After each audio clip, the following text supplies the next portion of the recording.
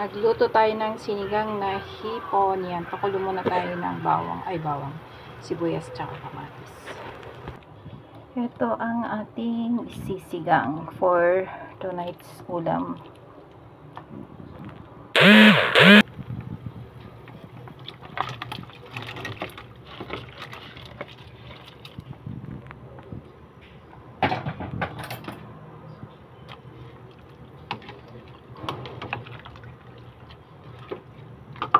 Sinigang sa kalamansi na hipon. So, papakuluin ko lang siya. Papakuluin pala.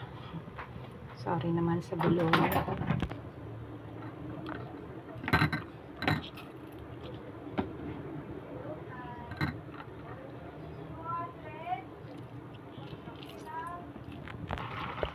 Kumukulo na, ilagay na natin ating gulay. Ay dahil tamad mamalengke, talbos lang po ang aking gulay.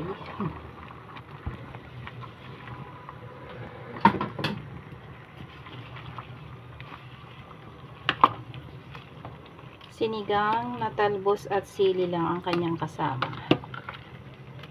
So, ayan. Pakuluin ko lang konti. Ito ng ating pang-asim na kalamansi. Fresh na fresh. Husgahan na.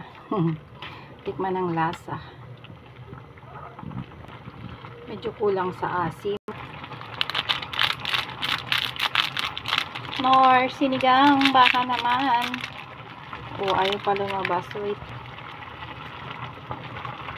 Kasi kulang yung asim ng kalamansi, kaya dagdagan natin ng pang-asim.